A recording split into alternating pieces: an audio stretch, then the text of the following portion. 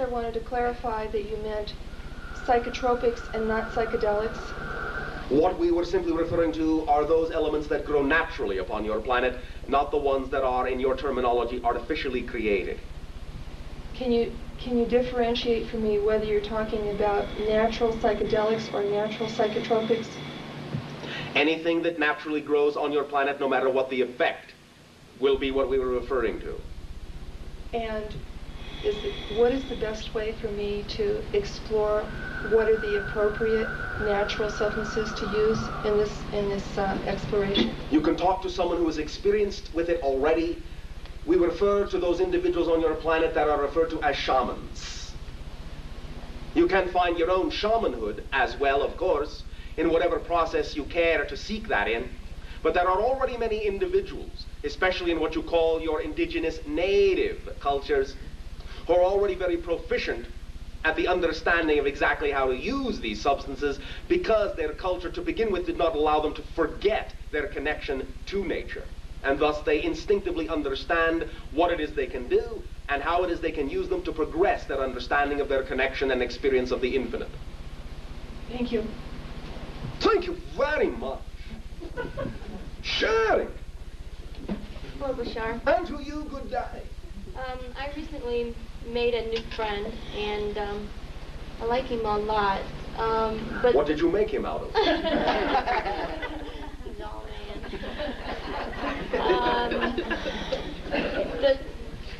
I'm having a real hard time just going with the flow in the relationship. I wonder if you could give me... Define hard time. I feel like there's a lot of struggle and... Over what? The circumstances are that he's married to someone who would not appreciate me being in his life. It doesn't really bother me, but... why would they not appreciate you? Well, in this society, that if you're married, you're not supposed to have another person of the opposite sex be too friendly. I see. Understand, first of all, that many of these things are being explored and experimented with on your society in ways that reflect new understandings of integrity. What is missing is two things: communication within yourselves and communication to each other. Remember this as a primary fundamental principle. Anytime, anytime, anytime, all individuals involved in any relationships are doing their best to be their true natural selves, all things will mesh in the way they are meant to. Now, this does not mean that it has to manifest itself that way in what you would call multiple interactions. Doesn't mean it has to be that way. But simply it will be clear to everyone involved as to what it is that it ought to be if everyone is being allowed to be their true natural selves, if everyone is allowing each other to be their true natural selves and does not bring into the relationship the fears that exist about what it is you think you ought to be and what it is you think they ought to be. When everyone is being their true natural selves, everyone fits together and works together and has clear vision, in no uncertain terms, about the reasons for why they are interacting with each other and what it is they are actually supposed to get out of those interactions. Many times in your society, as we interact with many of you, we have come to realize that you go into relationships already with the baggage of expectation about what you think the other person ought to be, rather than allowing them to be what they are in the relationship. Most relationships, fundamentally anyway, are for the purpose of having reflections of who it is you want to be, of allowing the other person to reflect to you what it is you need to know about yourself so you can determine who it is you prefer to be, and providing the same service for them, rather than molding them into what you think they ought to be, supporting what it is they need to be. And when you do this for any individual, allowing them to be their true natural selves, and they also doing the same service for you, you will find your natural place, your natural level, your natural balance with each other, and the kind of relationship that is representative of your natural self will all of a sudden be readily apparent to you, but only with honest communication within yourselves and honest communication among yourselves, because you cannot deny that if an attraction is there, you must explore why it is there. Now, sometimes, of course, the attraction can be there for negative reasons, because you might be running away from facing certain portions of yourself and using the attraction as a denial mechanism. But on the other hand, sometimes you can actually be genuinely attracted for very positive reasons that are representative of the next stage of your process, and there are pieces of information in that relationship that you really need to know. But as long as you communicate at every step, to the best of your ability, the idea of exactly why this is happening, if it is representative of a true, honest feeling, then at least everyone is informed as to what is going on, and they can make their decisions based on who they want to be as to whether or not they wish those relationships to continue in those forms or whether they wish to transform them. But communication is the key within yourselves and with each other. Okay, how do I communicate with myself? By asking yourself why this is happening. What are the real reasons for the attraction? What are you getting out of it? What are you learning about yourself? How are you serving that individual? Are you only, in a sense, reinforcing issues of denial? Or are you really doing something that is representative of bringing yourselves into a higher state, of truly supporting each other to be who you really are in love, expressed in any way, love expressed in any way? Many times you will find that when you really understand why you are in the relationship, sometimes the things you think the relationship is leading to all of a sudden become, in your mind, clear that they don't have to go that way, because you are finally being honest with yourself about why you're there, or what it is you expect to get out of it. And then you can see for yourself whether the expectations are really representations of judgments or feelings or fears of lack within yourselves. The idea is to first approach this idea with clear communication, asking yourself, why am I attracted? What is it I'm getting out of this? What is it I'm learning about myself? Find that out first, and then engage the other individuals in dialogue. Find out why they are co-creating with you that scenario. There's got to be a reason for why it exists that way. What purpose does it serve? What is the heartfelt desire and deepest foundational wish that all individuals really want with regard to the idea of their relationship to the relationship? For many times you will find that when an individual gets in touch with what they really want, it may only have been their expectation that lured them to think that the relationship had to go a certain way. They may find that they don't want to even be in the relationship any longer once they understand what they really want, and they can then have used the relationship to simply show them what they needed to know so they can get on their way. There are many, many ways to look at this, but you must start with honest internal dialogue about why you are co-creating your part of this interaction. And then, if they are willing, extract from the other parties involved why they feel they are co-creating this interaction as well, because you're all co-creating it. It's an orchestration. The third person, who you are referring to as his wife, is not there accidentally. There are no accidents. There are no accidents. If you have attracted yourself to someone who you perceive in a situation where you feel, speaking from the viewpoint of your society, that makes it difficult for you to interact, you must ask yourself why that has been attracted and what issues that raises within you. We are not saying it must remain that way, but that's a good place to start from. You understand? Yes, thank you. Does this help clarify the situation to some degree for you? Yeah, it gives me a lot to think about. Well, all right. That's a good start, too. Thank you. Thank you very much. Sharon! Yes. Hi, Bashar. And to you, good day. Hi. I co-created an event when you were on a station last that really shocked me. And since then, I've been doing a lot of body work and internal searching. But as Are those questions? Yeah. Well, as I'm doing that, all of this emotional turmoil is coming up. Another it's question. Real old. Yes. Basically, how do I resolve it? How do we resolve it? Define the emotional turmoil. It's intense. Yes. It's It's what? I don't know. It's like a lot of fear. It's a lot of Yes. sadness. It's a lot Yes. of hurt. It's a Yes. lot of pain. It's just Yes. very deep. Yes. And it seems to overwhelm me at times. Another question? Oh, no, it's not a question. Thank you. I see. I'm getting it now. Okay, things overwhelm me at times. Oh, thank you. And what I want to know is how to deal with the pain. All right.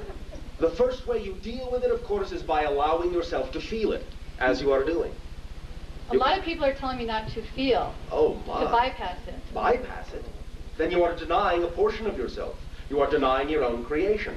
You cannot change what you do not own. You understand? If you say, that's not mine, then how can you expect it to become something else? You are saying you have no power over it. I didn't create that. It's not mine. All right. Then it will stay exactly what it is.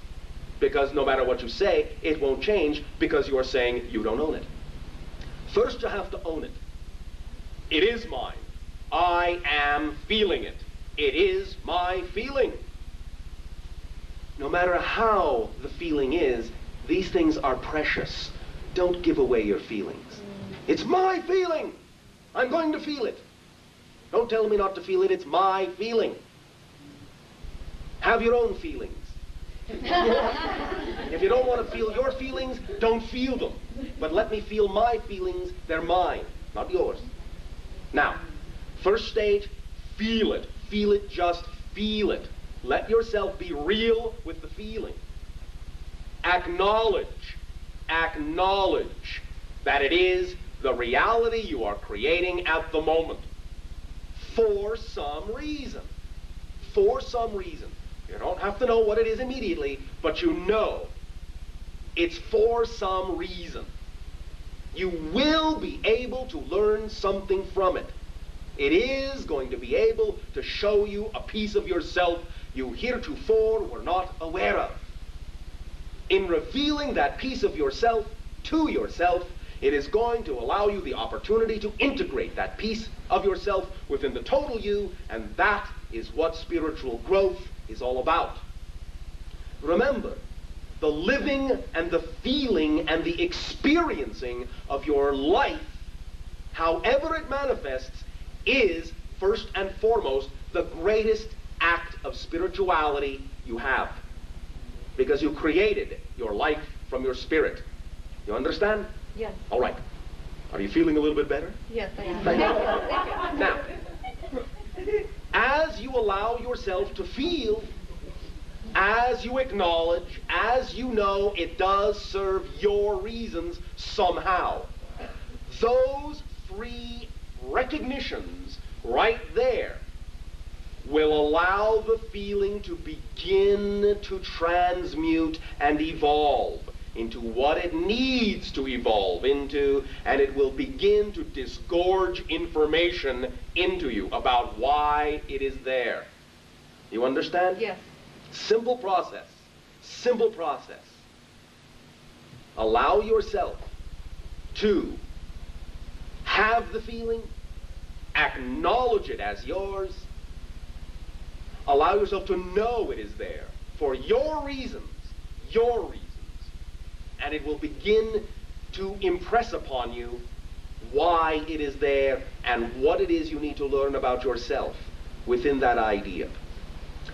Then you will begin true growth, you will begin true mastery, and eventually then, as you allow these things to filter through you, you will process them, you will integrate them, and you will arrive at the place of choice, where then you can begin to realize that you no longer need to react to the situations of your life, but can respond to the situations in your life. Reactions negative, responses positive. Responding means, ultimately, when you allow your feelings to be there for whatever they are, when they are there, you are learning to live in the now. You are not in denial. Denial fragments you and creates the idea of searching in the future and lamenting about the past. Be in the now. Be in the now. Your present place is your point of power. The present is your point of power. Stay in the present. Stay in the feeling. Let it be what it needs to be. As you do that, you will gain more and more practice with this idea of trusting the now. that it is delivering to you what it needs to, that you are experiencing what you need to really go where you want to go. The more you take that attitude with it, the more you will transform the energy from a negative experience of emotionality to a positive experience of emotionality, and you will arrive, as we said, at the place of choice, wherein, in being in the moment, you will start to respond to the situations in your life by not automatically feeding into them a negative meaning that you have been taught they represent. You will instead have the time, give yourself the opportunity to know that the situations as they occur do not fundamentally mean anything on the surface. It is up to you to decide, unconsciously or consciously, what meaning, at least in style, you wish to ascribe to that situation. And in ascribing a certain meaning to the situation from the place of choice, you then determine what kind of an effect you get out of the situation. But you don't arrive at the place of choice, that neutral place of choice, until you allow what is going on in your life to be exactly what needs to go on, and allow yourself to feel the feelings you're having.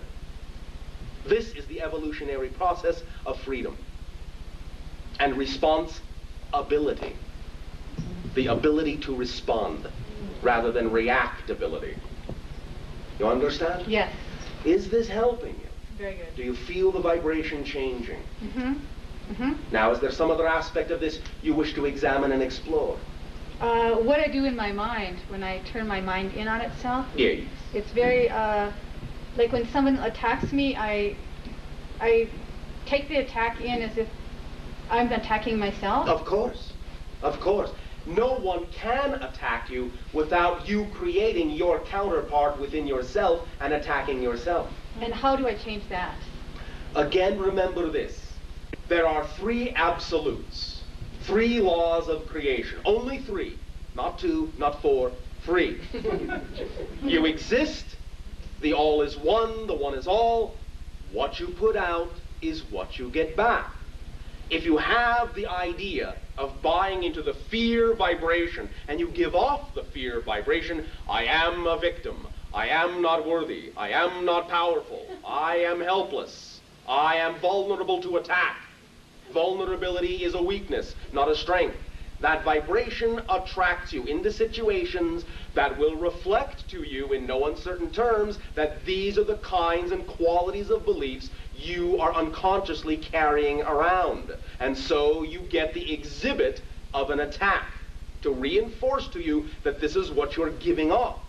If you find in this reflection that you don't prefer that, then what you simply need to understand is that you are putting your energy into belief systems that don't serve you, that are not what you prefer to believe about life. And if you can redefine them into the belief systems you prefer, then you can start giving off a more positive vibration, and in doing so, know that that positive vibration can only, by definition, in pure physics, pure mechanical terms, bring back a reality that is reflective of the more positive vibration. You cannot get a reality you are not the vibration of. You understand? Yeah. So, the very fear of being attacked attracts the attack. Now, this does not excuse the attacker, because it is up to them to be strong enough to refuse the call of the victim. You understand? It has still their duty to be clear within themselves, because in a sense, the attacker obviously, in many ways, is just as weak as the person being the victim. Like attracts like. It is not the idea of the strong preying upon the weak. It is the weak attracting the weak. One who attacks because they do not believe they are in control automatically, and they feel they have to manipulate their external reality in order to feel they are in control, and therefore they must dominate others. One who knows they are in power needs to do none of that, because they are already in power. They don't have to prove anything. A person who has to push their point of view on someone else does not believe in the power of their own point of view.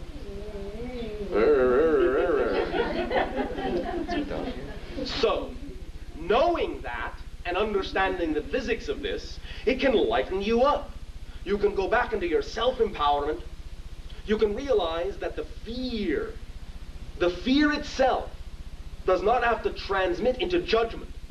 That the fear itself as a pure emotion will not prevent you from doing what you need to do. It will still give you the ability to work within yourself in the way that you need to define what beliefs you would have to have in order to have the fear reaction instead of the joy response.